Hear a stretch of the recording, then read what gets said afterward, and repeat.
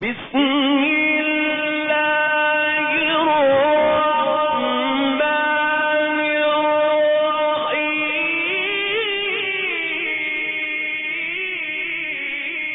الرحيم بسم الله الرحمن الرحيم الحمد لله رب العالمين والصلاة والسلام على أشرف الأنبياء والمرسلين وعلى آله وأصحابه أجمعين أما بعد শরীয়তের ইসলামের যে শরীয়ত আছে শরীয়তের টোটাল দুইটা অংশ, একটা হচ্ছে আকীদা আর একটা হচ্ছে মাসলা আকায়েদ মাসাইল, একটা হচ্ছে ঈমান আর একটা হচ্ছে আমল। ঠিক আছে, আকীদাকে কোরআনের মধ্যে ঈমানের হেসিয়ত দেওয়া হয়েছে, ঈমানের শব্দ দিয়ে বলা হয়েছে, আর মাসাইলকে আমাল ভাবে বলা হয়েছে। ইন্নাল্লাযীনা আমানু ওয়া আমিলুস সালিহাত, কোরআনে পাকের মধ্যে আসছে ইন্নাল্লাযীনা আমানু ওয়া আমিলুস সালিহাতি কানাত লাহুম জান্নাতুল ফিরদাউসি নুজুলা। যে ব্যক্তিকে আল্লাহ রাব্বুল ইজ্জত জান্নাতের ওয়াদা করছে সেটার জন্য দুইটা শর্ত, মূলত এক নম্বর যার আকীদা ঠিক হইবে, নম্বর দুই যার আমল, যার মাসাইল সুন্নাত মোতাবেক হইবে, যার আমল নেক হইবে, সুন্নাত মোতাবেক হইবে, সঠিক হইবে। যার আকীদা সঠিক হইবে, ঈমান ঠিক থাকবে, আর যার আমল ঠিক থাকবে সে জান্নাতে চলে যাবে। মূলত এই দুইটাই শর্ত। আকীদার মধ্যে বুনিয়াদি আকীদা, মৌলিক আকীদা হচ্ছে তাওহীদ, আল্লাহর একত্ববাদ। এক নম্বর যেটা ঈমান, ঈমানের মধ্যে মৌলিক জিনিসটা হচ্ছে কি আল্লাহর একত্ববাদ, আল্লাহ ছাড়া কোনো মাবুদ নাই, আল্লাহই সব কিছু করেন, আল্লাহর হাতেই সব কিছু, আল্লাহই সব। তো এটা হচ্ছে আকীদার মধ্যে মৌলিক জিনিস ছিল। মাসাইলের মধ্যে মৌলিক মাসলা হচ্ছে সবচেয়ে গুরুত্বপূর্ণ, সেটা হচ্ছে তাকলিদ। তো সূরা ফাতিহা এটা 100 কোরআনে পাকের মধ্যে 14টা সূরা, 114টা সূরার মধ্যে যা আছে সব সূরা ফাতিহাতে আছে। মানে এটাকে উম্মুল কোরআন কোরআনের মধ্যে বলা হয়েছে, কোরআনের খুলাসা, সম্পূর্ণ কথাকে এক কথায় নিয়ে আসা হয়েছে পুরা কোরআন শরীফকে এক সূরার মধ্যে, সেটা হচ্ছে সূরা ফাতিহা। পুরা সূরা ফাতিহার মধ্যে কি আছে? মূলত 6টা কথা আছে। আমি যদি আরও মৌলিক অল্প শব্দে নিতে চাই, তাহলে সূরা ফাতিহার মধ্যে মূলত 2টা জিনিস বয়ান করা হয়েছে, বর্ণনা করা হয়েছে 2টা জিনিস। 1 নম্বর তাওহীদ, 2 নম্বর তাকলিদ। মানে আকীদা মূল জিনিস ছিল, আকীদার মধ্যে সবচেয়ে গুরুত্বপূর্ণ যেটা আকীদা ছিল সেটা হচ্ছে তাওহীদ, আল্লাহর একত্ববাদ, সেটা সূরা ফাতিহাতে বর্ণনা করা হয়েছে। আর মাসাইলের মধ্যে সবচেয়ে গুরুত্বপূর্ণ মাসলা যেটা তাকলিদ ছিল, সেটাকে সূরা ফাতিহাতে বর্ণনা করা হয়েছে। 1 নম্বরের মত কি হচ্ছে? আলহামদুলিল্লাহি রাব্বিল আলামিন আর রহমানির রহিম মালিকি ইয়াউমিদ্দিন ইয়াকা না'বুদু ওয়া ইয়াকা নাস্তাঈন। এই 4টা আয়াতের মধ্যে আল্লাহর একত্ববাদের কথা। আল্লাহই একমাত্র রব, আল্লাহ ছাড়া কারোর ইবাদত করি না, কারো কাছ থেকে সাহায্য চাই না, একমাত্র আল্লাহর কাছে ইবাদত করি, একমাত্র আল্লাহর কাছ থেকে আমরা সাহায্য চাই। ঠিক আছে, তো আমরা যদি আরেকটু বিস্তারিত যাই, অনেকের আপনারা বলবে মূল আকীদা হচ্ছে মূল জিনিস 3টা। ঠিক আছে, আকীদার মধ্যে আরও আখিরাত আছে, রিসালাত আছে, কিন্তু এই সবগুলি আমি যদি এক শব্দে আনি তাহলে মূল জিনিস হচ্ছে তাওহীদ। কেননা কেউ যদি আখিরাত বা কিয়ামতকে নিয়ে আসে, তো কিয়ামতের দিন কি হইবে? আল্লাহ তাআলা নিজের সামনে দাঁড় করাবে, দাঁড় করায় কিয়ামতের দিন আল্লাহ তাআলা তার ব্যাপারে জিজ্ঞাসা করবে আমার কথা মানছো কিনা। তো মূল জিনিসটা কোথায় এসে গেল? আকীদা, তাওহীদের মধ্যে।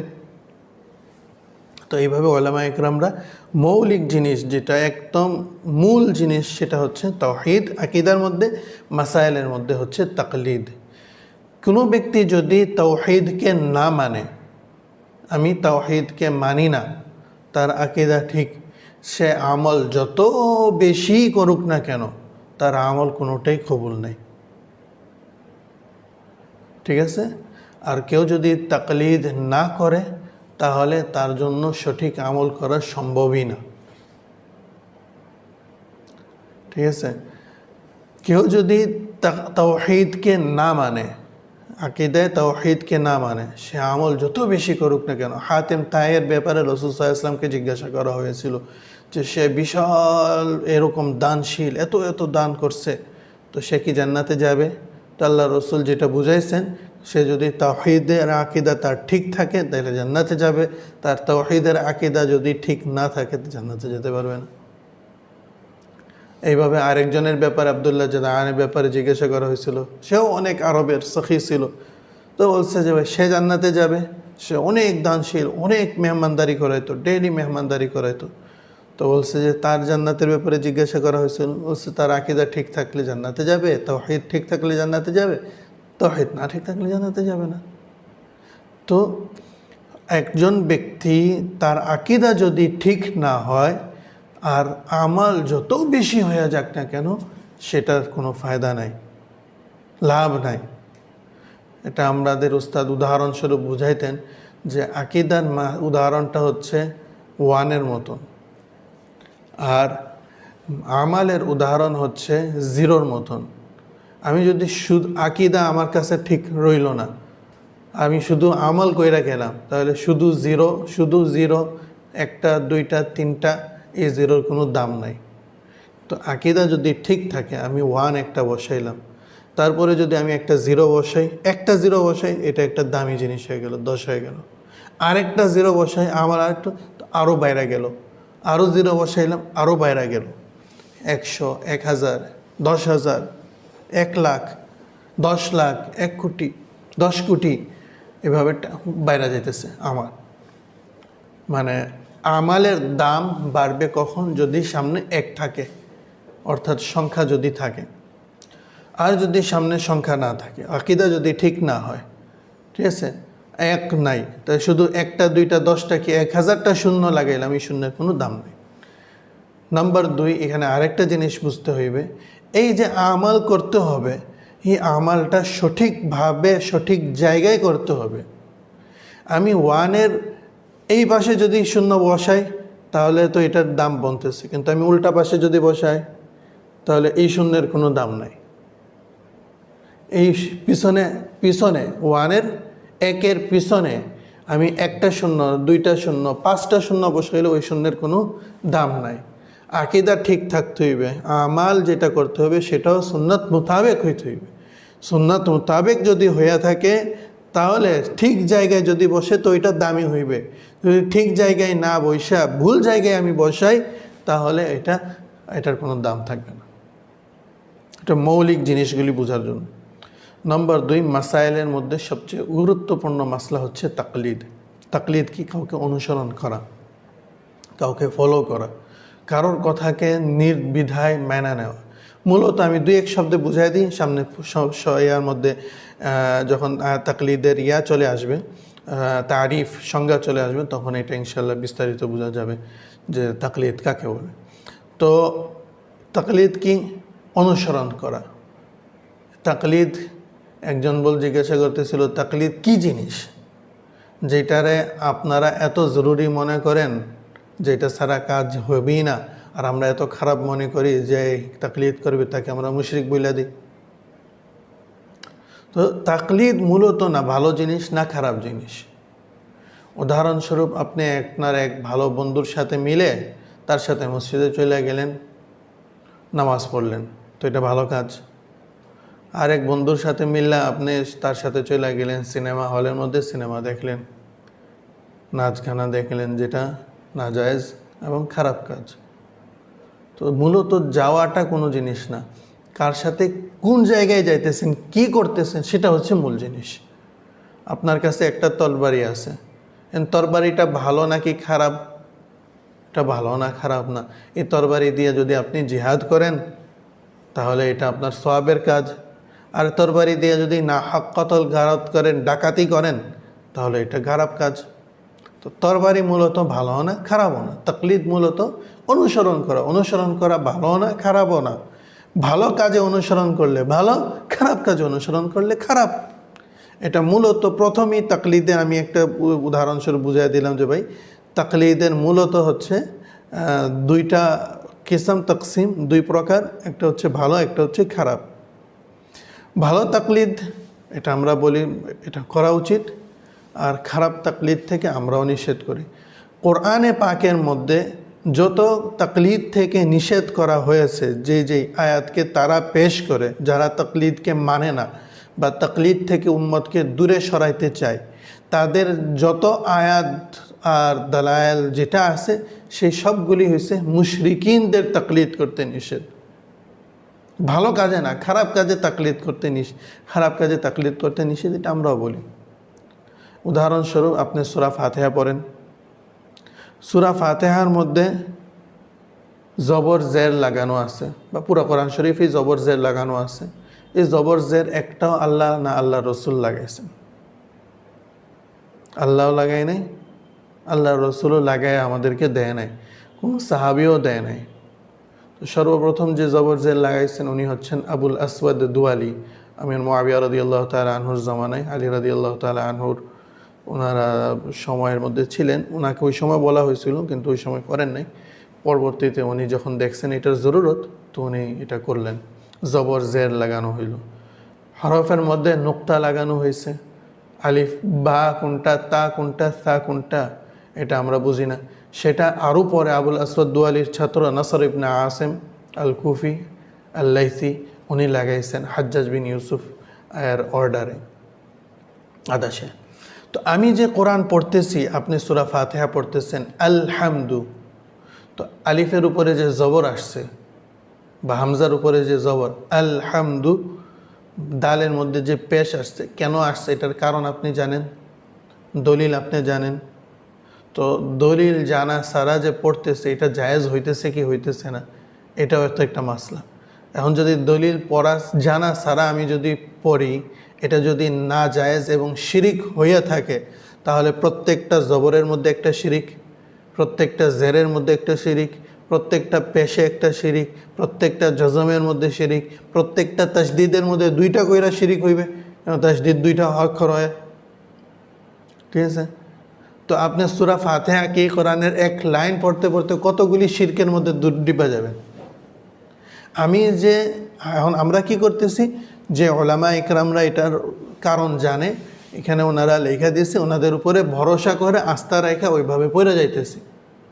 যেখানে জবর লেখছে ওইখানে জবরই পড়তেছি, জের লেখছে ওইখানে জেরই পড়তেছি। এই যে আমরা ওনাকে অনুসরণ করলাম, এটাকে তাকলিদ বলে। দলিল আমি জানি না, দলিল না যায় না, তার উপরে ভরসা করে আমি চললাম। তো মূলত তাকলিদকে জানার জন্য, বুঝার জন্য মূলত চার বিষয়কে বিস্তারিত বললে আমরা বলবো হচ্ছে 10টা জিনিসকে জানা দরকার। তাকলিদকে বোঝার জন্য 10টা জিনিস জানা দরকার। 1 নম্বর, তাকলিদের গুরুত্ব কী। নম্বর 2, তাকলিদের প্রয়োজন কী। নম্বর 3, তাকলিদ কাকে বলে, তাকলিদের সংজ্ঞা কী। নম্বর 4, তাকলিদ কোন বিষয়ে হবে, সব বিষয়েই তাকলিদ হবে নাকি কিছু স্পেশাল জায়গা আছে, মাত্র 5টা জিনিসের মধ্যে তাকলিদ হবে। নম্বর 5, তাকলিদ কে করবে। নম্বর 6, তাকলিদ কার করা হবে। নম্বর 7, তাকলিদের প্রকার কয়টা। নম্বর 8, তাকলিদের দলাইল কী কী। নম্বর 9, তাকলিদের উপর যে সমস্ত এতেরাজাত আসছে, আপত্তি উঠছে, প্রশ্ন আসছে, তাকলিদে করলে এই নোকসান, শুবহাত, সন্দেহ ঢুকায় দেওয়া হয়েছে, তাকলিদ করা যাবে না, সেই সমস্ত প্রশ্নের উত্তর কী। নম্বর 10, সেটা হচ্ছে তাকলিদ না করলে ক্ষতি কী। এই 10টা জিনিস যদি আমি জানি, তাহলে তাকলিদের মাসলাটা পুরোপুরি জানতে পারবো। আর যদি আমি সংক্ষিপ্ত করি বলবো যে 4টা জিনিসকে জানা। 1 নম্বর, তাকলিদ কাকে বলে। নম্বর 2, তাকলিদের দালাইল কি। নম্বর 3, তাকলিদের উপরে যে সমস্ত এতরাজ হয় সেগুলির উত্তর কি। নম্বর 4, তারকে তাকলিদের ক্ষতি কি, তাকলিদ না করার ক্ষতি কি। তো এই 4টা জিনিস যদি আমি জানা নেই, বা বিস্তারিত বললে 10টা জিনিস যদি আমি জানা নিই, তাহলে মূলত তাকলিদকে আমরা জানা নেব। নম্বর 1, তাকলিদের আহমিয়ত কি, গুরুত্ব কি। এই মাসলাকে নিয়ে কেন আমরা আলোচনা করতেছি বা এই মাসলা কেন আসতেছে। যত ইখতিলাফি মাসাইল আছে, এই সমস্ত ইখতিলাফি মাসাইলের মূল জিনিসটা হচ্ছে, বুনিয়াদ হচ্ছে তাকলিদ করা, তাকলিদ না করা। তো সুতরাং যদি সমস্যার সমাধান হয়ে যায়, তো সব ইখতিলাফি মাসলার সমস্যার সমাধান হয়ে যাবে। তাকলিদ 1400 বছর 1300 বছর পর্যন্ত চলে আসছে, এখন পর্যন্ত চলে আসতেছে। তো সর্বপ্রথম তাকলিদের অস্বীকার করা হয়েছে, মানে এইটার একটা রূপ দেওয়া হয়েছে। তাকলিদকে অস্বীকার করে আমরা একটা নতুন জামাত বানাই, বড়দের উপরে আস্থা না রাখা একটা জামাত বানাই। কারণ বড়দের উপরে আস্থা থাকবে, এতেমাদ থাকবে, ভরসা থাকবে, তাহলে তো মানে তাদের কথা মতো চলবে। তাদেরকে আলাদা কিভাবে করি? আলাদা করার সিস্টেম হচ্ছে ভাই বড়দের থেকে তাদেরকে ছাড়ায় দাও, তাদের নিজের হাতে দিয়ে দাও। যেটা গরু ছাগল মেষ তার পাল, গরু ছাগলের পাল যেটা রাখাল নিয়ে যাইতেছে, রাখালের তত্ত্বাবধানে আছে, সব একসাথে আছে, তো সেগুলি তো থাকে ভালো, তত্ত্বাবধানে আছে। যেটা আলাদা হয়ে যায়, ঠিক আছে, তুমি তো সবচেয়ে সুন্দর, তুমি এদের সাথে থাকো কেন, এইভাবে বুঝায় টুজায় একটা ভাগ তারে, তুমি এখানে থাকবা, তুমি সবাই এখানে খাইতেছে, তুমি হচ্ছে সবচেয়ে সুন্দর, তুমি সবচেয়ে জ্ঞানী, তুমি এদের সাথে এই ঘাস খাইবা, তুমি যাও ওইখানে গিয়ে ঘাস খাও। তাদেরকে আলাদা করলো। আলাদা করার পরের উদ্দেশ্য কি? ভাগের উদ্দেশ্য হয়েছে নিশ্চয়ই ভাগ তাকে সুন্দর বাড়ি টাড়ি করে দিবে। ভাগ উদ্দেশ্য ছাগলরে আলাদা করে নিয়ে যাওয়া, তার উপরে আক্রমণ করা। ঠিক আছে, তো এরকমভাবে শয়তানও আছে। আল্লাহ রসুল উদাহরণ দিয়ে বলছেন যে ভাই, যে উম্মতের ইজমা থেকে এক দল থেকে আলাদা হয়ে যাবে, তো তখন শয়তান তাকে ধরে নেয়। আল্লাহ তাআলা শয়তান নামে ভাগ রাখা দিয়েছে, যে শয়তান তাকে খায় না, তার ঈমান খায় দেয়, যেটাতে দ্বারা সে জান্নাতে আর যেতে পারবে না। তো তাকলিদের মূল জিনিসটা হচ্ছে, যত ইখতিলাফি মাসলা আছে, আচ্ছা রাফায়াদাইন করব না, কেউ বলবে যে ভাই রাফায়াদাইন করা উচিত, কেউ বলবে যে করা উচিত না, আমিন জোরে বলবো, আমিন আস্তে বলবো, কেউ বলে যে ভাই কীভাবে দাঁড়াইতে হবে, হাত নামাজের মধ্যে কোথায় বাঁধবে, হাত নামাজের মধ্যে কতটুকু উপরে উঠাইবে, নামাজে হাত আল্লাহু আকবার বলার সময় উঠাইবে কতটুকু। এই যে যত ইখতিলাফ আছে, মূল ইখতিলাফের মূল জিনিসটা কোথায়? তাকলিদ করব কি করব না। ঠিক আছে, তাকলিদ যদি করা হয়, এই জিনিসটা যদি মাইনা নেওয়া হয় বা এটা সলভ হয়ে যায়, এই সমস্যার সমাধান হয়ে যায়, ঠিক আছে, এই প্রবলেম সলভ হয়ে গেলে বাকি সবগুলি সমস্যার সমাধান হয়ে যাবে। যে আমি তো তাকলিদ করি, আমাদের ইমাম বলছে এটা করতে, বাস করে ফেলতেছি, শেষ। প্রত্যেকের দলিল আলাদা আলাদা, দলিলের জন্য দৌড়াইতে হবে না। তো এটা হচ্ছে 1 নম্বর আহমিয়ত বোঝার জন্য। নম্বর 2, বড়দের উপরে ভরসা রাখা, ইতিমাদ রাখা। এই মেজাজ যদি হয়ে যায় আমাদের এই ধারণা, আমাদের এই চিন্তা শক্তি যদি আমাদের এরকম হয়ে যায়, বড়দের উপরে আমার ভরসা থাকবে, বড়রা আমাকে যেভাবে বলে দিয়েছে, বুঝাই দিয়েছে, তা আমি ওইটাই মাইনা নিতেছি, তার উপরে আস্থা রাখা। বড় বলতে যে লাইনেরও বড়, জ্ঞানের দিক দিয়েও বড়, ঠিক আছে, তো তাহলে দেখা যাবে উম্মতের মধ্যে ঐক্য পয়দা হইবে, ইত্তেহাদ হইবে, ভাগাভাগি আর থাকবে না। যখনই আসবে যে ভাই আমি অনেক বুঝি, আমি কি কম বুঝি নাকি, তখনই দেখবেন ভাগাভাগি শুরু হয়েছে, ফাটাল শুরু হয়েছে। ঠিক আছে, একটা উদাহরণ দিই। সুনানে আবি দাউদ, কিতাবুস সুন্নাহ, সুনানে আবি দাউদের মধ্যে ইমাম আবু দাউদ রহমতুল্লাহি তাআলা আলাইহি হযরত ওমর বিন আব্দুল আজিজ রহমতুল্লাহি তাআলা আলাইহির একটা ঘটনা বর্ণনা করেন। ওনার জমানার মধ্যে ফিতনা শুরু হয়েছিল কাদারিয়াদের। কাদারিয়া বলতে যারা আল্লাহর তকদির, ভালো মন্দ আল্লাহর পক্ষ থেকে হয়, এই যে তকদিরের অস্বীকার করত। তকদির বলতে কোনো জিনিস নাই, তাদের দালায়েল ছিল ভাই তকদির বলতে, তাদের মানে মূল নীতি ছিল হচ্ছে তকদির কোনো কিছু নাই, নাম রাখছে কি কাদারিয়া, অথচ কাদারকে, তকদিরকে অস্বীকার করে। ঠিক আছে, এটা শুরু থেকেই চলে আসছে এরকম। উম্মত যেটাকে অস্বীকার করে সেইটাকে নাম অন্যভাবে রাখে, যাতে লোকজন খুব তাড়াতাড়ি আকৃষ্ট হয়। উদাহরণস্বরূপ, ঠিক আছে, একদল তার কাজ কি, আল্লাহর নবীর যত সুন্নত আছে সেটা দুনিয়া থেকে আমি মিটায় ফেলবো, শেষ করে ফেলবো। কত বড় ষড়যন্ত্র! নবীর যত সুন্নত আছে, নবীর নাম কেউ আমি দুনিয়া থেকে শেষ করে দিব। কিন্তু এটা হচ্ছে উদ্দেশ্য, এই নিয়ে নামছে। নাম কি রাখছে? আমরা আহলে কোরআন, আমি কোরআনকে আমরা ভালোবাসি, আমরা কোরআনকে অনুসরণ করি, আমরা হাদিসের দরকারই নেই। নাম রাখছে হয়েছে অন্যভাবে। আরেক দল ফিকাকে ধ্বংস করবে, আমি ফিকা মানি না, ফিকা বলতে কোনো কিছু নাই, ঠিক আছে, শুধু কোরআন আর হাদিস। একদল বলে শুধু কোরআন, আরেকজন কোরআন আর হাদিস, আর কিছু লাগবে না। ফিকাকে মানি না, ফিকাকে অস্বীকার করতেছি, ইজমা উম্মাদকে আমি অস্বীকার করি, কিয়াসে শরঈকে আমি অস্বীকার করি, যাতে আমার মন মতন আমি যেটা চাই সেটা করতে পারি। তো এটার জন্য সে নিজের নাম রাখছে কি আহলে হাদিস, আমরা হাদিসের উপরে চলি, তারা তাদের নাম রাখছে আহলে হাদিস। আর আরেক দল লোক, তাদের কাজ কি যত সাহাবী আছে এদেরকে গালি দেওয়া। সাহাবারা সবাই জাহান্নামে যাবে, আয়েশা জাহান্নামে যাবে, আবু বকর রাদিয়াল্লাহু তাআলা আনহু জাহান্নামে যাবে, হাফসা রাদিয়াল্লাহু তাআলা আনহা জাহান্নামী, বড় জাহান্নামী, ওমর রাদিয়াল্লাহু তাআলা আনহু বড় জাহান্নামী, ঠিক আছে। এদেরকে সকাল বিকাল দুপুর এদেরকে গালি দেওয়া। এরা রাসূল সাল্লাল্লাহু আলাইহি ওয়াসাল্লামের বিবি আর শ্বশুর, এদেরকে গালি দেওয়া। হুজুর সাল্লাল্লাহু আলাইহি ওয়াসাল্লামের সাহাবাদেরকে গালিয়া দেওয়া, এটা হচ্ছে তাদের মিশন এবং ভিশন। এখন গালি দেওয়া তো ওরা বলে না, ওরা বলে আমরা তাবাররা করতেছি, নতুন নতুন নাম নিয়ে আসে। আর নাম কি দিতেছে, কাজ কি সাহাবাদেরকে গালি দেওয়া, আর নাম কি রাখছে হুব্বে আলে বাইত। আমাদের কাজ হচ্ছে আলে বাইতকে ভালোবাসা,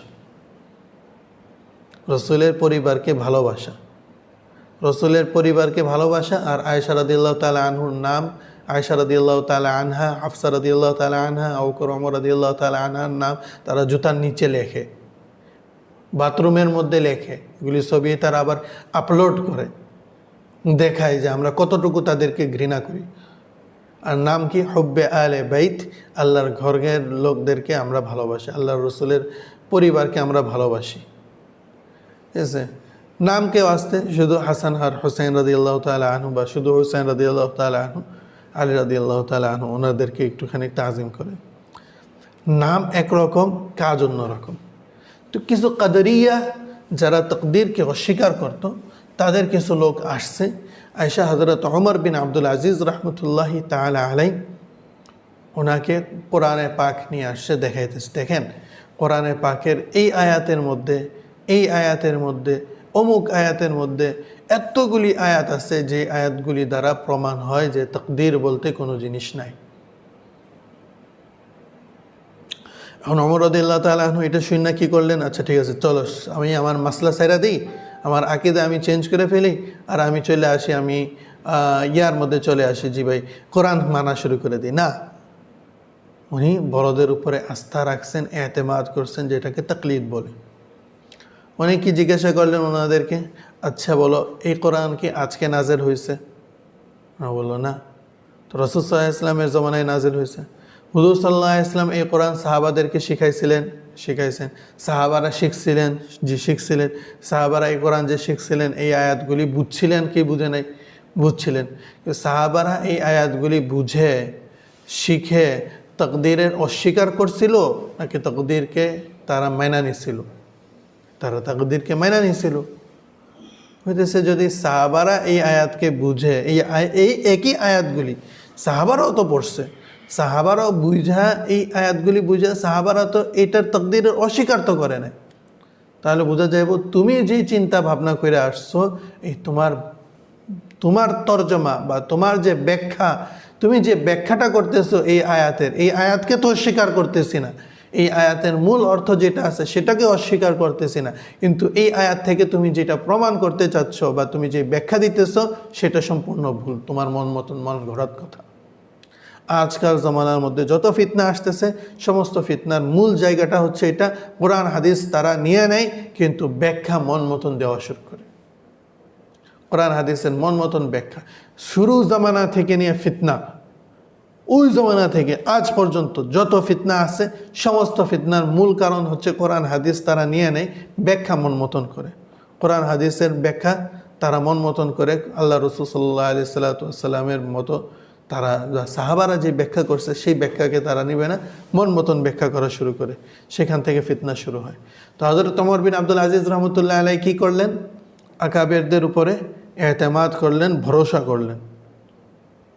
ওমর বিন আব্দুল আজিজ রহমতুল্লাহ আলাইহি, আমাদের বড়রা এটা বুঝে নাই, কি এই আয়াত তো তখনও ছিল, এই অর্থ তুমি যেটা মনে করতেছো এটা যদি হয়ে থাকতো তাহলে এই সাহাবারও এই ব্যাখ্যা করতো, তারা তাকদীরের অস্বীকার করতো।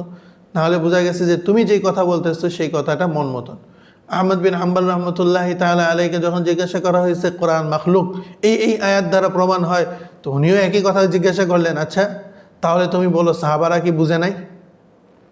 সাহাবারা কি জানতেন না? সাহাবারা জানতেন। তো কোন সাহাবী এই আয়াতের ব্যাখ্যায় এই কথা বলছে কোরআন মাখলুক? কোনো সাহাবী বলেন নাই। তো বোঝা গেল তুমি যে বুঝতেছো তোমার বুঝে ভুল, আয়াতে ভুল না, তোমার বুঝে ভুল। মির্জা গোলাম আহমদ কাদিয়ানি কোরআন পয়রা লোকদেরকে বলতো যে ভাই আমি সর্বশেষ নবী, ঠিক আছে, নিজের নবুয়তের দাবি করছে, মাসি মাউদ হওয়ার দাবি করছে, কোরআন থেকে পেশ করতো।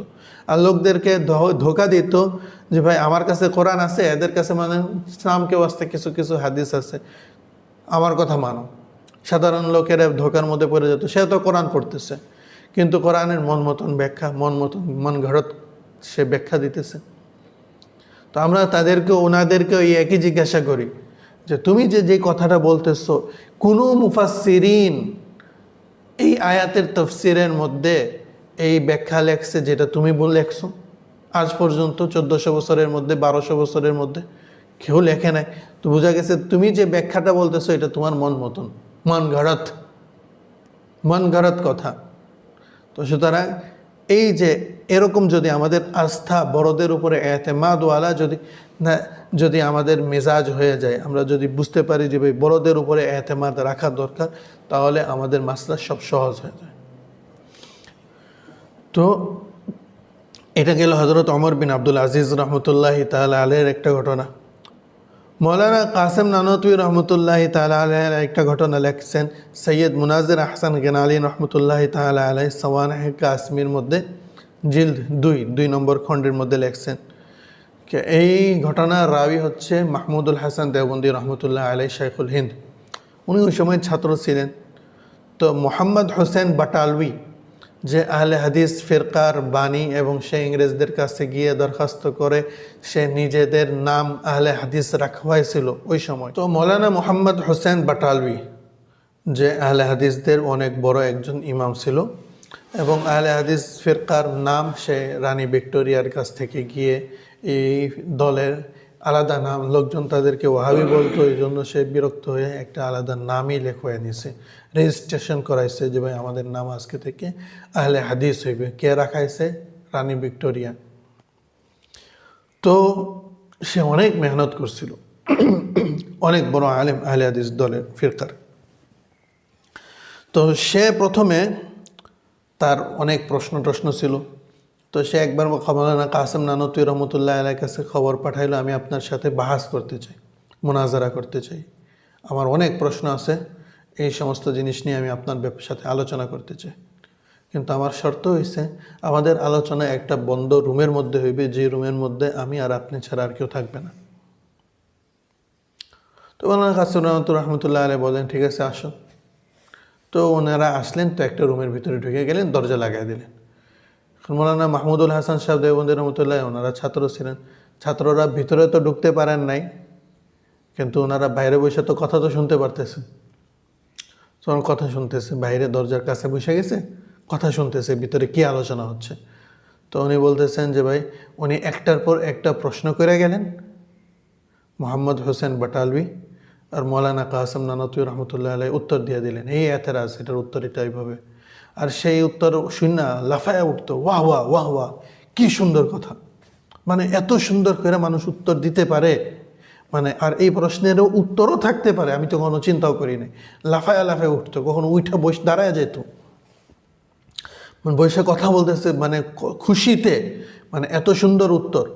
তো এভাবে প্রশ্নের পর প্রশ্ন করতে গেল, ঠিক আছে। তো ওই সময় যে সমস্ত প্রশ্ন করছিল, একটা প্রশ্ন তাকলিদও ছিল। তো এটা দেয়া বোঝা যায় যে ভাই তাকলিদের আহমিয়ত, গুরুত্ব কতটুকু।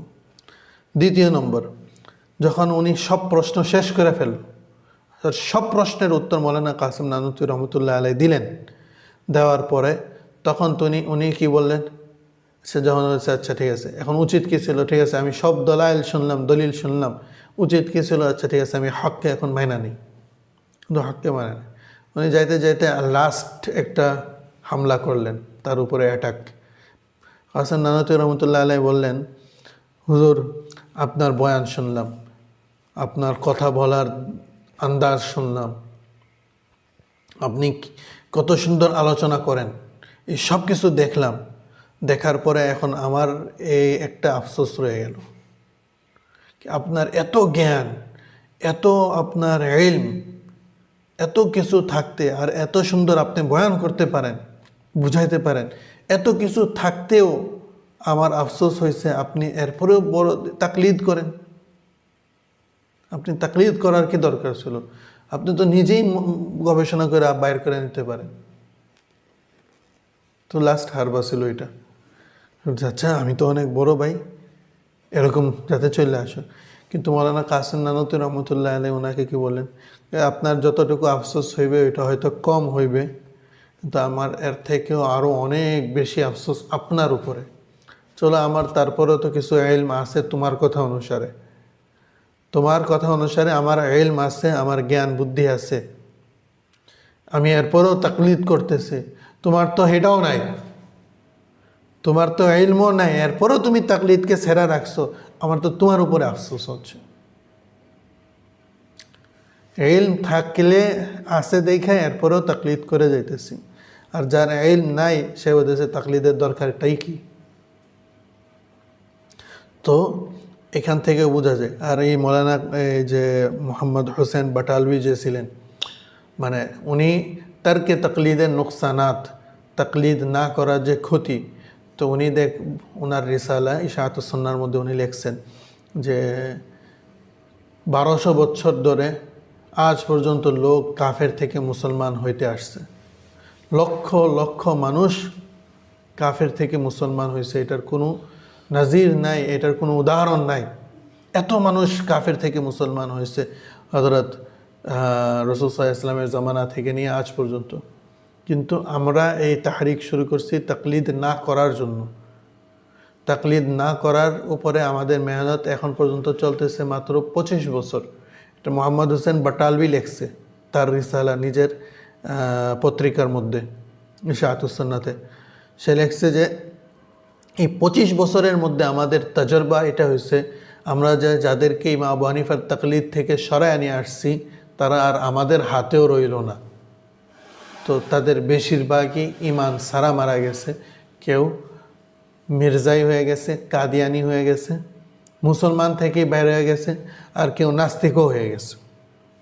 তো যারা তাকলিদকে ছেড়ে দিচ্ছে, তো ওরা তো চিন্তা করছে আচ্ছা যে ইমাম আবু হানিফার থাকলো না, আমার হয়ে গেল, তো ওনাদেরও হইল না, রইল না। আর 1200 বছর পর্যন্ত কোটি কোটি মানুষ মুসলমান হইতেছে, আর 25 বছরের নতিজা তাকলিদ না করার কোটি কোটি মানুষ, হাজারো মানুষ মুসলমান থেকে ইসলাম সাইরা কাফের হয়ে যেতেছে। এটা হচ্ছে তারকে তাকলিদের নুকসানাত, ক্ষতি।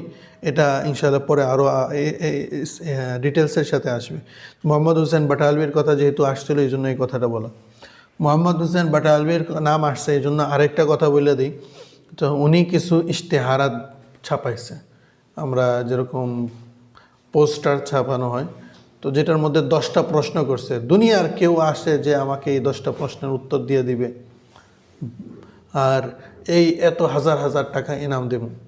ওই সময়ের অল্প টাকা ছিল, আজকের জমানার মনে হয় মানে কয়েক কোটি টাকার মতন হয়ে যাবে ওই সময়ের যে টাকা ছিল। তো এই ইশতেহার ঘুরে গেলে কয়েকবার দারুল উলুম দেওবন্দেও আসছিল।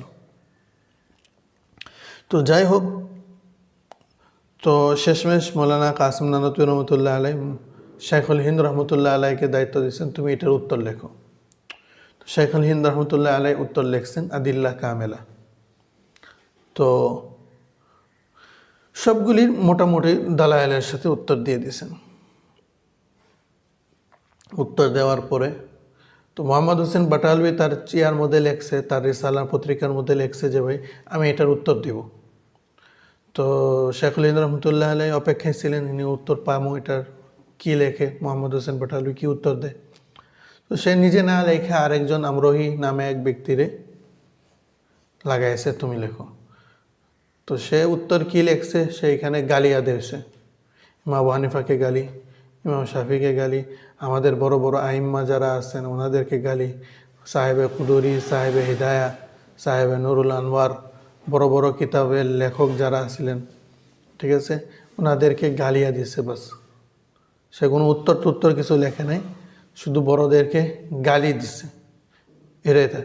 এখন গালি দিয়া এটার দিয়েছে হচ্ছে মিফতাহুল আদিল্লাহ, এইটার নাম দিয়ে পাঠাই দিছে।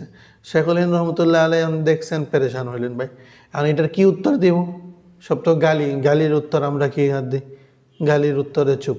এরপরে মৌলানা কাসিম নানুতুর রহমতুল্লাহ আলাইয়ের ইন্তেকালের পরে উনি অনেক পেরেশান ছিলেন। তো শেখুল হিন্দ রহমতুল্লাহ আলাইকে মৌলানা কাসিম নানুতুর রহমতুল্লাহ আলাইয়ের ছেলে ওনাকে বললেন আপনি এটার উত্তর দেন। তো উনি এরপরে আদিল্লা কামেলার সারা করছে, ওয়াজাহাত করছে, ব্যাখ্যা, যেটা ছিল, যেটার নাম লাগছে হচ্ছে ইদাহুল আদিল্লা, ইদাহুল আদিল্লা, আদিল্লার ব্যাখ্যা। তো এই যে ব্যাখ্যার কিতাবটা যেটা উনি লেখছেন, এই কিতাবের লেখার পরে আজকে প্রায় 150 বছর এখন পর্যন্ত গায়ের মুকাল্লিদদের পক্ষ থেকে এটার আর উত্তর আসে নাই। তো এখন পর্যন্ত সেই রকম দালায়েলের সাথে লেখছেন। এই যে 10টা প্রশ্ন ছিল, এই 10টা প্রশ্নের মধ্যে একটা প্রশ্ন ছিল তাকলিদ, ঠিক আছে। আরও আপনাকে আরেকটা, এটা দিয়ে আমরা বুঝতে পারি যে তাকলিদের গুরুত্ব কতটুকু, তাকলিদের গুরুত্বটা আমি বুঝাইতে চাচ্ছি। আরেকটা জিনিস দিয়ে আপনি আরও বুঝতে পারবেন। আরেকটা জিনিস যদি আমরা বলি, যে যখন এই যে আহমেদ রাজা খান বেরলভি মক্কা মুকাররমায় যায়, তো সে যে সমস্ত প্রশ্নগুলি সম্মুখীন করে আমাদের আকাবেরদেরকে, যে ভাই ওনারা মিথ্যা কথা বলছেন আল্লাহর ব্যাপারে, বলতেন যে ভাই আল্লাহ মিথ্যা কথা বলে, রাসূল সাল্লাল্লাহু আলাইহি ওয়াসাল্লামের কোনো জ্ঞানই নাই, উল্টাপাল্টা অনেক কথা বলে দিয়ে আসছেন। তো এই সমস্ত কথার উপরে, ঠিক আছে, ইয়ারা যে প্রশ্ন করছেন, উলামায়ে হারামাইন শরীফাইন যে প্রশ্ন করছেন, সেই প্রশ্নগুলি উত্তর খলিল আহমদ সাহারানপুরি রহমতুল্লাহ আলাই দিয়েছেন। 26টা প্রশ্ন করছিলেন, যে কিতাবের নাম হয়েছে আল মুহান্নাদ আলাল মুফান্নাদ। এই কিতাবের মধ্যেও ওনাদের 8, 9, 10 নম্বর প্রশ্ন তাকলিদের বিষয়ে। তো এখান থেকে আমরা বুঝি যে তাকলিদ আসলে কতটুকু গুরুত্বপূর্ণ একটা মাসলা, ঠিক আছে। আরেকটা ঘটনা বলে দিই, আমাদের উস্তাদ মৌলানা ইলিয়াস ঘুম্মান সাহেব হাফিজাহুল্লাহ, তো উনি বাইরে কোনো এক জায়গায় সফরে ছিলেন। তো একটা লোক আসছে, আহলে হাদিস ছাত্র, তো আইসাও জিজ্ঞাসা করতেছে যে ভাই আল্লাহ তাআলা কোথায় আছেন? উনি উত্তর দিলেন আল্লাহ সব জায়গায় আছেন। জিজ্ঞাসা করলেন দলিল কি? তো উনি আয়াত পড়লেন ফাআইনামা তুওয়াল্লু ফাসাম্মা ওয়াজহুল্লাহ, তুমি যেদিকেই তাকাবা সেখানেই আল্লাহ, আল্লাহর জাত। বলতেছে না, আপনি ভুল বলছেন। ফাসাম্মা ওয়াজহুল্লাহ, ওয়াজহুল্লাহর অর্থ আল্লাহর জাত না, আল্লাহর ইলম। ওয়াজহুল্লাহ থেকে মুরাদ আল্লাহর ইলম। তো আমাদের উস্তাদ জিজ্ঞাসা করলেন তোমাদের কাছে কোনো কোরআন শরীফের তর্জমা আছে? যে তর্জমা, এরপর ওইখানে মোহাম্মদ জুনাগারির তর্জমা নিয়ে আসছে, আহলে হাদিসদের তর্জমা আহসানুল বায়ান। তো সেটা নিয়ে আসার পরে বলছে আচ্ছা ঠিক আছে দেখাও। তো এই আয়াত দেখাইছে, এই আয়াতের তর্জমার মধ্যে লেখা ছিল যেদার মুখ করো ওদার মুখ আল্লাহকে, মানে যেদিকে তুমি মুখ করবা, আপনার চেহারা যেদিকে করবেন সেই দিকে আল্লাহর চেহারা থাকবে। তো উনি জিজ্ঞাসা করলেন চেহারা কি ইলমের হয় নাকি জাতের হয়? চেহারা কিসের হয়? চেহারা তো হয় জাতের। বলতেছে তুমি তাহলে কেন কইতেছো ইলমের? তো তখন বললেন আচ্ছা ঠিক আছে, আমি এটার উত্তর আমার উস্তাদের শেখরে জিজ্ঞাসা করে তোমারে বলবো, আপনাকে বলবো। তো আমাদের উস্তাদ বললেন যে ভাই শেখকে কেন জিজ্ঞাসা করবা, ডাইরেক্ট আল্লাহকে জিজ্ঞাসা করো। শেখরে জিজ্ঞাসা করবা, শেখ এটার উপরে বইলা দিবে, তুমি তো শেখের তাকলিদ করে ফেলতেছো, আর তাকলিদ তোমাদের কাছে শিরক। তুমি আল্লাহরে জিজ্ঞাসা করো, আল্লাহ হানফি হুজুর আসছে, আর হানফি হুজুর আইসা আমারে ফাঁসাই দিচ্ছে, আমি উত্তর দিতে পারতেছি না, আপনি আমার উত্তর দেন। শেখরে জিজ্ঞাসা করতে গেলে তো শেখের তাকলিদ হয়ে যাবে, তো তাকলিদ তো তুমি করবা না। তো এই ঘটনা থেকেও সে তারপরে লাজব হয়ে গেল। তো এই ঘটনা থেকেও বোঝা যায় যে তাকলিদ কতটুকু গুরুত্বপূর্ণ মাসলা, কতটুকু গুরুত্বপূর্ণ। নম্বর 3, এই জামানার মধ্যে মুনকিরিনে তাকলিদ যারা আছে, যারা তাকলিদকে অস্বীকার করে মানে না, তারা এই তাকলিদকে আকিদার হাইসিয়ত দিয়ে দিছে, আকিদার সমান এটাকে দরজা দিয়ে দিছে। এখন যারা মুকাল্লিদ যারা, তাদেরকে তারা মুশরিক এবং কাফের ফতোয়া দিতেছে। তো এই জন্য এইটা দ্বারাও বোঝা যায় যে এই মাসলার তৈয়ারি, এই মাসলাকে সেইভাবে বোঝা যেভাবে আকিদার মাসলাকে গুরুত্বের সাথে বুঝতে হয়। গैर মুকাল্লিদিন তবকা 1857 থেকে যেই জিনিসগুলির উপরে বেশি এহতেমাম করতেছে আর যেই বিষয়গুলি নিয়ে তারা লাফালাফি করতেছে, ওইটা মূলত হচ্ছে 4টা জিনিস। 1 নম্বর তারকে তাকলিদ। 1 নম্বর তারা মেহনত করতেছে তাকলিদ ছেড়ে দাও, কোনো মাযহাব মানতে হবে না, কারো অনুসরণ করতে হবে না। 1 নম্বর তাদের মেহনত এটা নিয়ে। 2 নম্বর মেহনত হচ্ছে যে সমস্ত হাদিস 2 প্রকার ছিল, মুতাআরিজ হাদিস, মানে এরকম কথাও আছে এরকম কথাও আছে, হাও আছে নাও আছে, 2 ধরনের কথা আছে, এইরকম যত হাদিস আছে ওই সমস্ত হাদিসকে ওরা একত্র করছে। আর যেটার উপরে আমাদের আমল, এটার নাম দিছে ফিকা, অথচ ওইখানেও হাদিস আছে।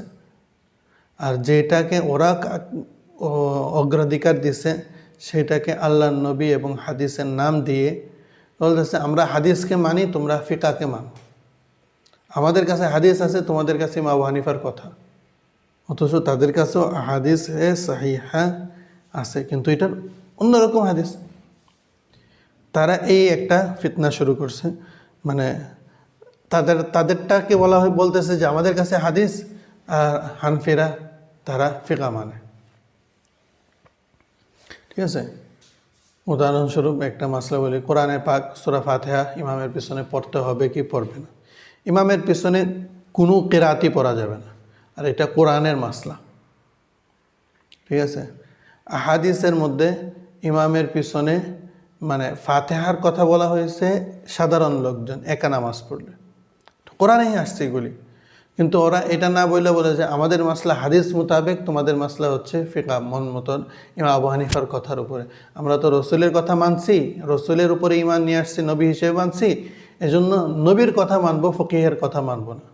আবু হানিফা কেন কথা মানতে যাব? অথচ ওই দিকেও নবীরই কথা, রাসূল সাল্লাল্লাহু আলাইহি ওয়াসাল্লামের কথা আছে, মান কানা লাহু ইমামুন ফাকিরাতুল ইমামি লাহু কিরাআহ, যার ইমাম আছে তার ইমামের কিরাত মুক্তাদির জন্য যথেষ্ট। রাসূল সাল্লাল্লাহু আলাইহি ওয়াসাল্লামেরই কথা যে যখন ইমাম সাহেব কিরাত করবে তখন তুমি চুপ থাকো জামাতে নামাজ পড়লে, ইযা কাব্বারা ফাকাব্বিরু, নামাজ দাঁড়াইছো নামাজ পড়ো, ওয়া ইযা ক্বারাআ ফাআনসিতু, যখন ইমাম সাহেব কিরাত করবে তখন তুমি চুপ থাকো। আল্লাহর নবী রাসূল সাল্লাল্লাহু আলাইহি ওয়াসাল্লামের কথা, কিরাত করলে, কিরাত পুরো কোরআনই কিরাত। ঠিক আছে, তো এখন ওরা সাধারণ লোকদেরকে ধোঁকা কি দেয়, আমাদের কাছে হাদিস আছে, ওদের কাছে হচ্ছে ইমাম আবু হানিফার কথা। আমরা আমিন জোরে বলি, আমাদের কাছে হাদিস আছে, ওনারা বলে। আর হানাফিরা আমিন আসতে বলে, ওইটা ইমাম আবু হানিফা বলছে। এই জন্য মানে কথাটা 2 দিকে 2 মুখী।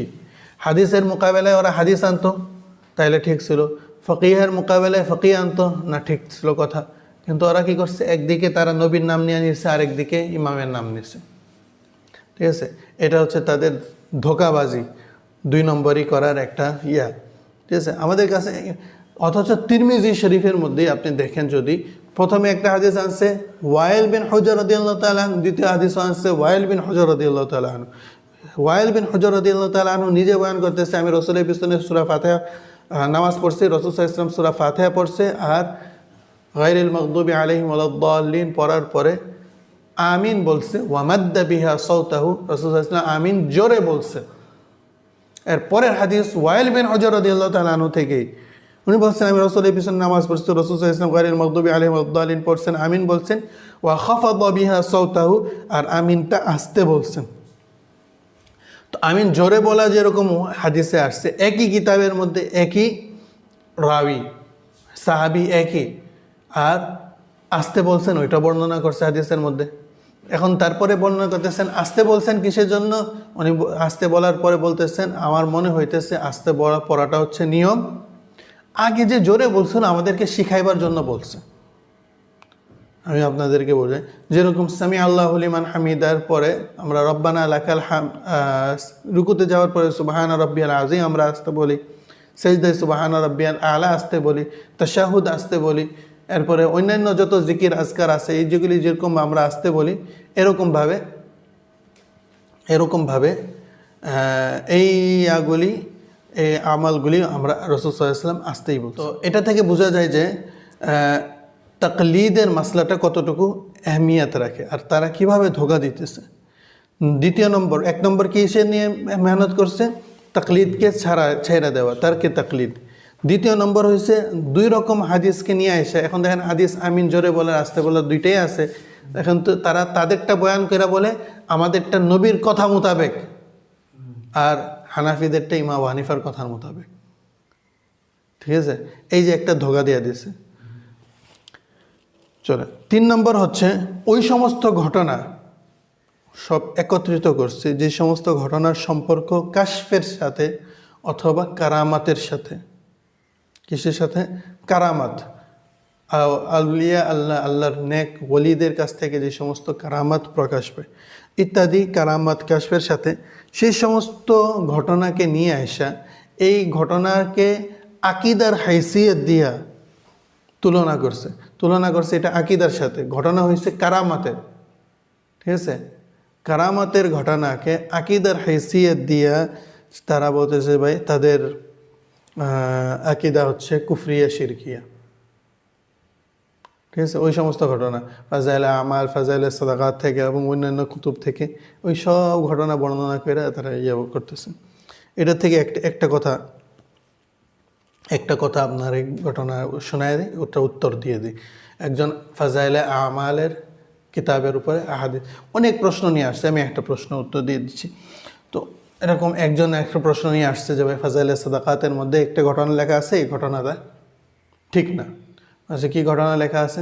একজন বুজুর্গ ছিলেন, যে ওই বুজুর্গ উনি বলছেন যে ভাই মৃত্যুর আগে ডাইকা বললেন যে ভাই আমি 7 দিন পরে মারা যাব, আর উনি সত্যি 7 দিন পরে মারাও গেছেন। এটা কি আসলে ওনার একটা কারামত?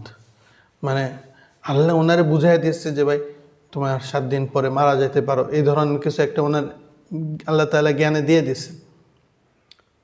তো এখন উনি এটাকে নিয়ে এসে ঘটনাকে নিয়ে এসে খুব লাফালাফি করতেছে যে এই ঘটনা হচ্ছে কোরআনের বিরুদ্ধে। কোরআনের বিরুদ্ধে কীভাবে? কোরআনে আসছে হচ্ছে মা তাদরি নাফসুন বিআইয়ি আরদিন তামুত ওয়া মা তাদরি নাফসুন মাযা তাকসিবু গাদা। মানে কোনো ব্যক্তি জানে না মা তাদরি নাফসুন মাযা তাকসিবু গাদা ওয়া মা তাদরি নাফসুন বিআইয়ি আরদিন তামুত। এই 5টা জিনিসের আল্লাহ ছাড়া কারো কাছে নাই। তো কে কোথায় মারা যাবে, কখন মারা যাবে, এটা তো তার জানার দরকার ছিল না। তো এই ঘটনা কোরআনের খেলাফ, সুতরাং এই ঘটনা বলা যাবে না। এই কিতাব যে কিতাবের মধ্যে লেখা হয়েছে ওই কিতাব পড়া যাবে না। ফাজাইলে আমাল ফাজাইলে সাদাকাত, এই জন্য এটা লেখা যাবে না, পড়াও যাবে না। আর জাকারিয়া সাহেবের আকিদা হচ্ছে কুফরিয়া শিরকিয়া, সুতরাং এই কিতাব পড়া যাবে না। উনি আরও অনেক কঠিনভাবে গালিগালাজ করছিল। সে যাই হোক, আমি বললাম ঠিক আছে, 7 দিন আগে মৃত্যুর 7 দিন আগে কেউ যদি তার মৃত্যুর দিন বা ঘটনা টাইম বইলা দেয় মারা যাবো এরকম বলে, এই কথাটা কোরআনের খেলাফ হচ্ছে যে। আর যেহেতু কোরআনের খেলাফ, তো এইরকম কথা বলা এটা শিরিক বলছে। হ্যাঁ একদম, আমি এটাই বলতেছি। যে কিতাবের মধ্যে লেখা আছে ওই কিতাব কুফরিয়া শিরকিয়া, ওই কিতাবকে পড়া যাবে না, ফালাই দিতে হবে হচ্ছে একদম ঠিক।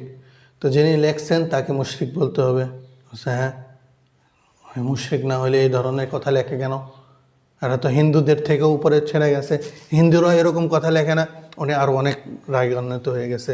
রামদেব এবং তাদের হিন্দুদের অনেক ঘটনাকে এখানে নিয়ে আসছে, হিন্দুদের সাথে এটাকে মুশাবে করে সাধারণ লোকদের সামনে যাতে এটাকে আরও বর্জনীয় করা হয়, সেটা ছাড়ো।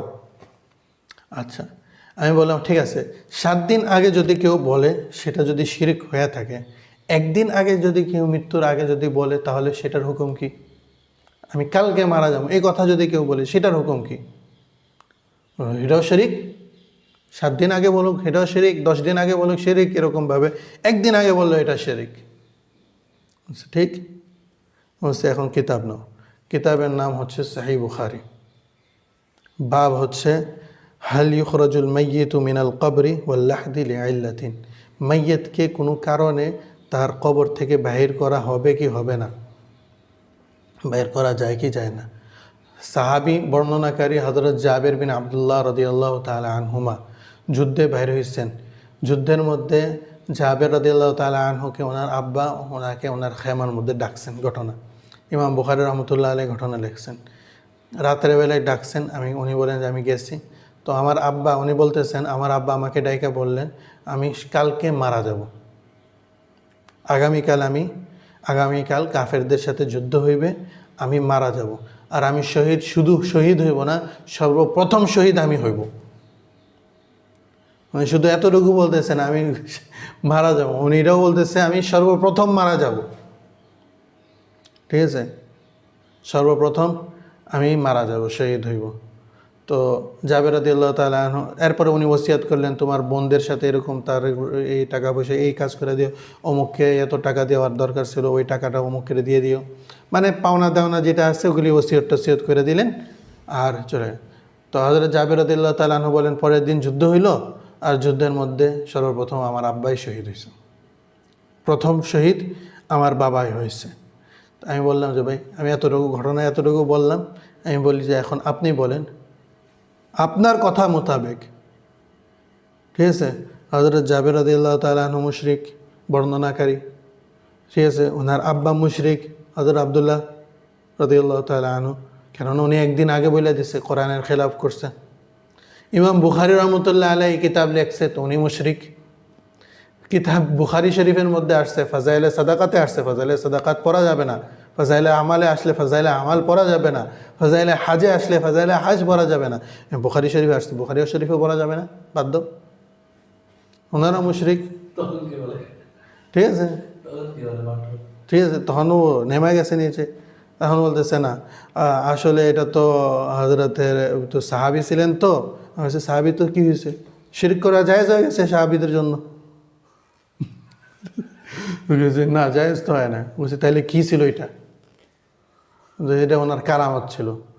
ঠিক আছে, বলছে কারামত তাহলে কি হুজুর সাল্লাল্লাহু আলাইহি ওয়াসাল্লামের জমানায় এই এতক্ষণের জন্য ছিল, নাকি কারামত এখনও চলতে পারে? হইতে তো পারে, কারামতের তো দরজা তো বন্ধ হয় নাই। ঠিক আছে, আল্লাহর আউলিয়া কিয়ামত পর্যন্ত আসবে, আলা ইন্না আউলিয়া আল্লাহ লা খাউফুন আলাইহিম ওয়া লা হুম ইয়াহজানুন। এরপরে কি আসছে, লাস্টে আসছে লাহুমুল বুশরা ফিল হায়াতিদ দুনিয়া ওয়া ফিল আখিরাহ, দুনিয়ার মধ্যে আল্লাহ তাআলা তাদেরকে বাশারাত দেয়। আল্লাহর আউলিয়াদের হাতে আল্লাহ তাআলা কারামত জাহের করে, এটা আল্লাহর কাজ। তো ওনার হাতে, উনি একদিন আগে ওনার হাতে জাহের করে দিছে, ওইটা ঠিক হইতেছে, ওইটা যদি ঠিক হয় তাহলে 7 দিন আগে ওনাকে দেখায় দিছে, তো এটা কেন ভুলে যাবে? ঠিক আছে, এখন উনি আরামসে বিসমিল্লাহ বললে ওইখান থেকে জুতা নিয়ে বের হয়ে গেছে, আর কোনো কথা বলে না।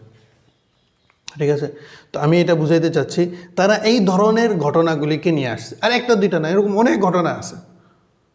ঠিক আছে, এরকম ঘটনাগুলি নিয়ে আসা তারা এরকমভাবে হিন্দুদের সাথে মিলায়া টিলায় আর ওই রকম আকিদার মতন স্পেস দিয়ে যে এই কিতাবগুলি বাদ দাও, এগুলি পড়া যাবে না, এগুলি মুশরিক। এটা ছিল তাদের 3 নম্বর কাজ।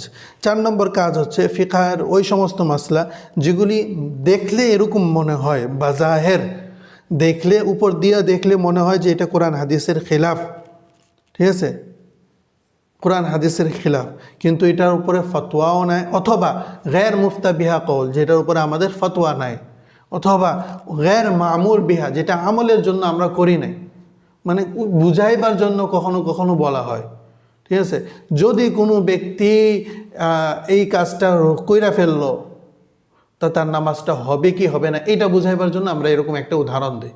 উদাহরণস্বরূপ ঠিক আছে, এই সুন্নতটা সে ছেড়ে দিল, তাহলে নামাজটা হবে কি হবে না? আচ্ছা ঠিক আছে, নামাজটা হয়ে যাবে, এটার অর্থ এটা না আমরা বলতেছি যে ভাই সুন্নত ছাইরা দাও। ঠিক আছে, এটা তো বলা হইতেছে না। যদি কেউ করে একটা ঘটনা কিভাবে বলা হইতেছে, সে ওটাকে ঘুরায় পেঁচায় কিভাবে নিতেছে।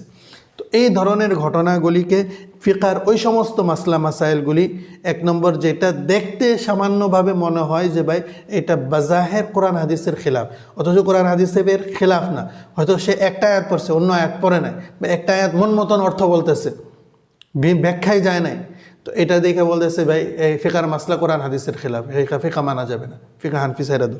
এরকমভাবে গ্যার মুফতা বিহা কওলকে নিয়ে এসে সেটার উপরে এতেরাজ করে, গ্যার মামুল বিহা কওলকে নিয়ে এসে সেটার উপরে এতেরাজ আর আপত্তি করা শুরু করছে। তো এই কয়েকটা কাজ, 4টা কাজ তারা বিশাল এহতেমামের সাথে তারা করতেছে। এগুলির মোটামুটি একটা একটা করে ইনশাআল্লাহ পরবর্তীতে তো আমরা উত্তর দেব। এইটা দ্বারাও বোঝা যায় যে তাকলিদের কতটুকু আহমিয়ত। তারা মূলত 4টা কাজ, 4টা কাজের মধ্যে প্রথমটা কাজটা হচ্ছে তাকলিদ করা যাবে না। দ্বিতীয় নম্বর কাজ হচ্ছে হাদিসে মুতাআরিজার মধ্যে তারা তাদের পক্ষের হাদিসকে নিয়ে এসে বলে যে এটা আমাদের কাছে হাদিস আছে, এদের কাছে ফিকা আছে। আর 3 নম্বর হচ্ছে যে সমস্ত ঘটনার সম্পর্ক কাশফ কারামাতের সাথে ছিল, আর সেই সমস্ত ঘটনাকে আকিদার দরজা দিয়ে বলতেছে ওলামাদের, ওনাদের আকিদা হচ্ছে কুফরিয়া শিরকিয়া। আর 4 নম্বর হচ্ছে ফিকার ওই সমস্ত মাসলা মাসাইল যেটা দেখতে মনে হয় বাজাহের কোরআনের খেলাফ, বা না বুঝার কারণে এরা এটা বলে দিতেছে এটা কোরআনের মধ্যে এরকম মাসলা, এটার মধ্যে এরকম মাসলা, ফিকার মধ্যে এরকম মাসলা, তো আমরা কোরআন মানবো না হাদিস মানবো, ফিকা মানবো, আমরা কোরআন মানবো। এই সমস্ত কথাকে উম্মতকে বিগ্রহানো শুরু করছে। আর গ্যার মুফতা বিহা, গ্যার মামুল বিহা মাসলা মাসাইলকে সামনে নিয়ে এসে উম্মতের ফিকার উপরে এতেরাজ করা শুরু করছে। এই মূলত 4টা কাজ তারা করতেছে ওই জমানা থেকে, 1857 থেকে নিয়ে আজ পর্যন্ত। তাদের মূল উদ্দেশ্য, মূল বিষয় হচ্ছে এই 4টা জিনিস। তারা তাদের লোক বসায় দিয়েছে, এইরকম হাদিস বের করো, এরকম মাসাইল বের করো, ফিকার কিতাব থেকে এই সমস্ত মাসলা মাসাইল বের কইরা খুঁজা খুঁজা বের কইরা লোকদের মাঝখানে ফাটল ডালো, ঝগড়া ফেসাদ লাগাও, মারামারি ডালো। তো এইটা দ্বারা আমরা বুঝতে পারি যে তাকলিদের আহমিয়ত, গুরুত্ব কতটুকু। আর একটা কথা বললে, ঘটনা বললে শেষ করে দিচ্ছি আজকের কথা। তো সেটা হচ্ছে আমাদের উস্তাদ এক জায়গায় শেখুপুরা এক এলাকায়, পাকিস্তানে এক এলাকায় গেছিলেন, মৌলানা ইলিয়াস ঘুম্মান সাহেব হাফিজাহুল্লাহ তাআলা। উনি এক এলাকায় গেছিলেন, তো ওনার কাছে একটা বাচ্চা নিয়ে আসছে, 8-9 বছরের বাচ্চা। বলতেছে এই বাচ্চাটা তার মামির সাথে মুনাজারা করছে, বাহাস করছে। মামি হয়েছে গैर মুকাল্লেদ, ঠিক আছে, আর মামা ছিল মুকাল্লেদ হানাফি। বাকি মামি এখন গैर মুকাল্লেদ হয়ে গেছে। মামি আয়েশা এখন ডেইলি বাসার মধ্যে মারামারি ঝগড়াঝাগড়ি শুরু করে, এই তোমাদের নামাজ হয় না, রাফায়েদান করো না, নামাজ হয় না, আমিন জোরে বলো না, নামাজ হয় না, ফাতিহা পড়ো না, নামাজ হয় না, পা ছড়াইয়া দাঁড়াও না, নামাজ হয় না। আমাদের উস্তাদ ওই দিন বলতেছিল, ওনারে কে বোঝায় যে সব জায়গায় পা ছড়াইতে হয় না, ঠিক আছে, এটা তো ওনাদেরকে কেউ বলতে হইবে যে ভাই পা ছড়ানো সব জায়গার কাজ না, কোনো কোনো জায়গায় কাজ হয়, নামাজের মধ্যে পা ছড়াইতেও হয় না। পুরুষদের মতো নামাজ পড়ো না, নামাজ হয় না, মহিলাদেরকে গিয়ে মানে খুব ঝগড়া লাগাই দিয়েছে। এখন ওই ছেলেটা উস্তাদের বয়ান শুনতো, তো ওই ছেলেটা গিয়ে বললো যে ভাই মামি আমরা চলেন এত না করে, চিৎকার মিৎকার না করে, চলো আমরা কথা বলি, আলোচনা করি, নিপটায় নি। আলোচনা করো, তো কী বিষয়ে কথা বলবেন? রাফায়েদানের বিষয়ে কথা বলুন। তো আহলে হাদিসদের মধ্যে মেইন জিনিসটা, তারা মনে করে যে আমাদের কাছে কোরআন হাদিসে মানে হাদিসের থেকে বুখারী শরীফের মধ্যে দালায়েল আছে হচ্ছে রাফায়েদানের, বুখারী শরীফের মধ্যে দালায়েল আছে। এই জন্য তারা যখনই কথা বলে না, প্রথমে নামাজে হাত উঠানোর ব্যাপারে কথা বলবে, হাত বাঁধার ব্যাপারেও কথা বলবে না, ফাতিহা ব্যাপারেও কথা বলবে না, আমিনের ব্যাপারেও কথা বলবে না, কথা প্রথম শুরু করবে রাফায়েদান নিয়ে। তারা মনে করে এটার পিছনে আমাদের অনেক যুক্তি, শক্তিশালী মজবুত দালায়েল আছে। প্রথম নম্বরে বহাস করতে গেলে তারা এই বিষয় নিয়ে কথা বলতে চায়। তো উনি বলছে রাফায়েদান, বলছে রাফায়েদান কথা বললে লাভ কি? এখন আপনি বলবেন রাফায়েদানের কথা, কালকে আবার আমিন নিয়ে কথা বলবেন, এরপরে আবার পরশুদিন আরেকটা নিয়ে কথা বলবেন, এরপরে ভাই পুরুষ মহিলার নামাজের পার্থক্য নিয়ে কথা বলা শুরু করবেন। এক এক দিন এক এক মাসলা, ডেলি মাসলাই হইতে থাকবে, একটা না একটা জিনিস নিয়ে আপনার আলোচনায় শুরু হইতে থাকবে, তো সমাধান তো হইবে না। তো তাহলে কী করবা? বলছে আমরা একটা বিষয় নিয়ে কথা বলি যেটাতে সব কিছু সমাধান হয়ে যাবে। কী বিষয়? তাকলিদ। তাকলিদ জায়েজ নাকি জায়েজ না? তাকলিদ ইমানের কাজ নাকি শিরকের কাজ, কুফরিয়া কাজ? ঠিক আছে, তাকলিদ করলে মানুষ মুমিন থাকে না মুশরিক হয়ে যায়? ঠিক আছে, তাকলিদ ইমান নাকি শিরিক? তো এটা নিয়ে আমরা আলোচনা করি। ঠিক আছে, যদি মনে করেন তাকলিদ ইমান হয়, মনে করেন যদি আমার তাইলে তাকলিদের মাসলা যদি হাল হয়ে যায়, তো আমি মুকাল্লেদ, তো আমি যেহেতু আমাদের ইমাম বলছেন, ইমাম আবু হানিফার আমরা মুকাল্লিদ তাকলিদ করি, ইমাম আবু হানিফা রহমতুল্লাহ আলাইহি যেহেতু বলছেন এই বিষয়ে নিয়ে মানে এটা করতে হবে, আমরা ওনার মুকাল্লিদ, ওনাকে অনুসরণ করে আমরা করতেছি, শেষ, সহজ। ইমাম আবু হানিফা বলছেন এটা করতে হবে, আমরা এটা করতেছি, ইমাম আবু হানিফা বলছেন এটা করতে হবে, করতেছি। তাহলে আর বেশি বিষয় আর তাকলিদ জায়েজ প্রমাণ হয়ে গেছে, না জায়েজ প্রমাণ হইলে আমরা ছেড়ে দিব, ঠিক আছে। তো তাকলিদ নিয়ে কথা বলছে, ঠিক আছে বলো। তো বলতেছে তাকলিদ, আমার প্রশ্ন হচ্ছে তাকলিদ ইমান নাকি শিরক? মানে তাকলিদ করলে মানুষ মুমিন থাকে না মুশরিক হয়ে যায়? ও বলতেছে মুশরিক হয়ে যায়। দাঁড়ান একটু সবর, আগে আমার পুরা কথা শুনে নেন।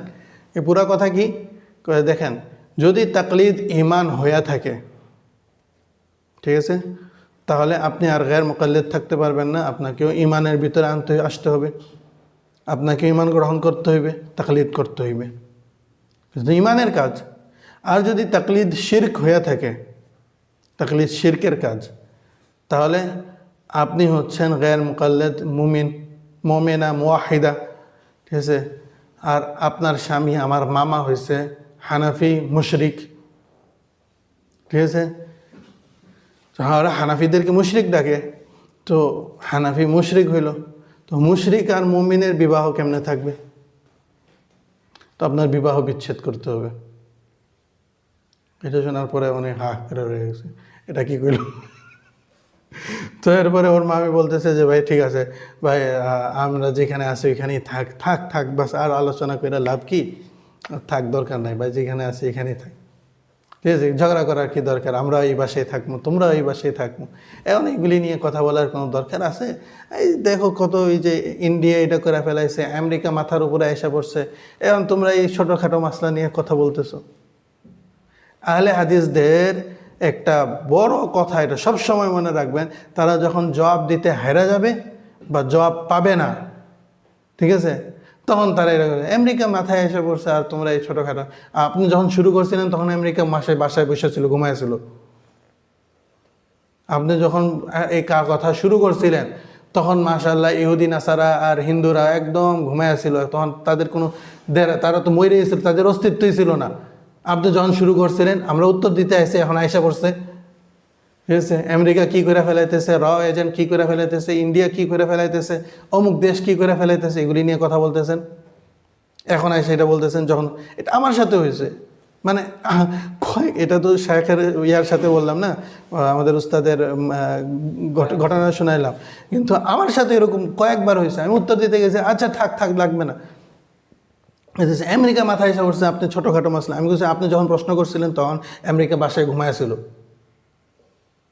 এবং উত্তর দিতে আসছে, এখন আমেরিকা মাথায় এসে পড়ছে, বা উত্তর দিয়ে দিয়েছে, আপনি লাজবাব হয়ে গেছেন, আমেরিকা মাথায় এসে পড়ছে। এই একই কথা আমাকে একদম স্কুলে থাকতে এরকম একই সেম ডায়লগ। তারা ফিকির করে, তারা একত্রিত হয়ে, তারা মাশওয়ারা করে, তারা কাজ করে, তারা সবাই কখন কেউ এই প্রশ্ন করলে কি উত্তর দেব, এই প্রশ্ন করলে কি উত্তর দেব, ঠিক আছে। তারা বলে যে হ্যাঁ, যদি আপনি দেখেন যে ভাই আপনি উত্তর দিতে পারতেছেন না, তাদেরকে শিখিয়ে দেওয়া হয় যে ভাই আপনি তাহলে আর উত্তর দিবেন না, তখন আপনি বলবেন যে ভাই সারো থাক, এই সমস্ত কথা, ছোটোখাটো কথা কয়ে লাভ আছে। যে বোঝা গেছে যে এইখানে আমি ফাটল লালতে পারতেছি না, এখানে আমারটা চলতেছে না, আর যেখানে চলবে ওইখানে চলাইতে থাকেন। আমেরিকা তো মাথায় এসে পড়ছে, এই ধরনের কথা। তো আমরা আল্লাহ রাব্বুল ইজ্জত তাকলিদের আহমিয়ত আমরা নিয়ে কথা আলোচনা করছি। ইনশাআল্লাহ তাকলিদের জরুরত আর বাকি জিনিসগুলো ইনশাআল্লাহ আলোচনা হবে। ইনশাআল্লাহ আল্লাহ রাব্বুল ইজ্জত আমাদেরকে বুঝার, আমল করার তৌফিক দান করুক। বড়দের উপরে এতেমাদ রাখার, তাদের উপরে ভরসা রাখার, আস্থা রাখার আল্লাহ তাআলা আমাদেরকে তৌফিক দান করুক। আহলে সুন্নাত ওয়াল জামাতের সাথে সবসময় থাকার আল্লাহ রাব্বুল ইজ্জত আমাদেরকে তৌফিক দান করুক। ওয়া আখিরু দাওয়ানা আলহামদুলিল্লাহি রাব্বিল আলামিন। আসসালামু আলাইকুম ওয়া রাহমাতুল্লাহি ওয়া বারাকাতুহু।